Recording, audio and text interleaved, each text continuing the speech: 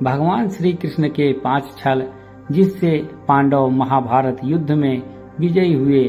महाभारत युद्ध को धर्म युद्ध कहा जाता है, लेकिन इस धर्म युद्ध को जीतने के लिए पांडवों को कई ऐसे काम भी करने पड़े जिसे धर्मानुसार उचित नहीं माना जा सकता, और इसमें सबसे बड़ी भूमिका श्री कृष्ण की रही।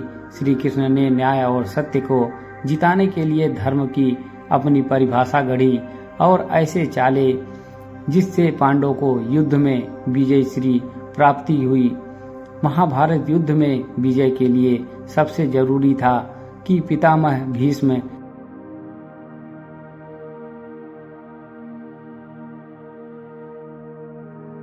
खंडी पूर्ण पुरुष नहीं था। भीष्म इन्हें स्त्री मानते थे क्योंकि वह पूर्व जन्म में अम्बा थी।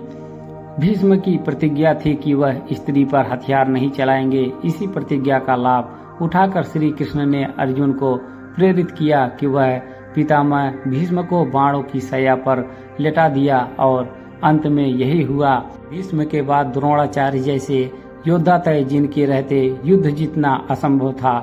इन्हें विजय के रास्ते से हटाने के लिए श्री कृष्ण ने धर्मराज युधिष्ठिर को झूठ बोलने के लिए प्रेरित किया। युधिष्ठिर ने द्रोणाचार्य से कहा कि उनका पुत्र अश्वत्थामा मर गया है, जबकि मरा था अश्वत्थामा नाम का एक हाथी। युधिष्ठिर के आधे सत्य से दुखी होकर द्रोणाचार्य ने अपने धनुष बाण जमीन पर रख दिए और विलाप करने लगे। मौके का लाभ उठाकर धृष्टद्युम्न ने द्रोणाचार्य का वध कर दिया। महाभारत युद्ध के दौरान एक दिन सूर्य ग्रहण हुआ, ऐसा माना जाता है।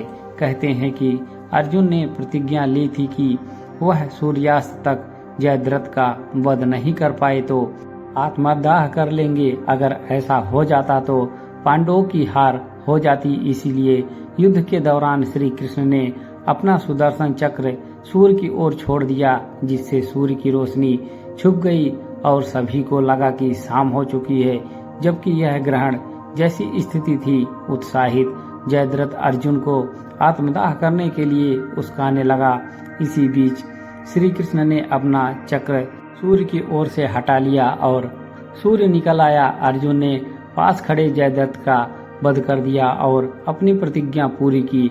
भगवान श्री कृष्ण ने चौथे छल उस समय किया जब कर्ण कौरव सेना का सेनापति बना और अर्जुन से युद्ध करने के लिए आया। कर्ण के रथ का पहिया जमीन में धंस गया, जिसे निकालने के लिए कर्ण ने अपने धनुष बाण रख दिया। निहत्थे कर्ण को देखकर श्री कृष्ण ने अर्जुन को कर्ण वध के लिए उकसाना शुरू किया और दिव्यास्त्र चलवा दिया। क्षण भर में कर्ण का अंत हो गया। दुर्योधन का अंत भी श्री कृष्ण की छल बुद्धि से संभव हुआ। श्री कृष्ण ने दुर्योधन को माता के पास निवस्त्र होकर न जाने की सलाह दी, जिससे कमर के नीचे का हिस्सा वज्र का नहीं हो पाया। भीम के साथ जब दुर्योधन का युद्ध हुआ तब श्री कृष्ण ने भीम को सलाह दी कि कमर के नीचे के हिस्से पर प्रहार करो, जबकि यह नियम के विरुद्ध था। कमर के नीचे गदा के प्रहार से भीम की मृत्यु हुई।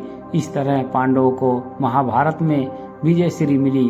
कथा पसंद आई हो तो वीडियो को एक लाइक अवश्य करें। हमारे चैनल पर बने रहने के लिए आप सभी भक्तों का धन्यवाद।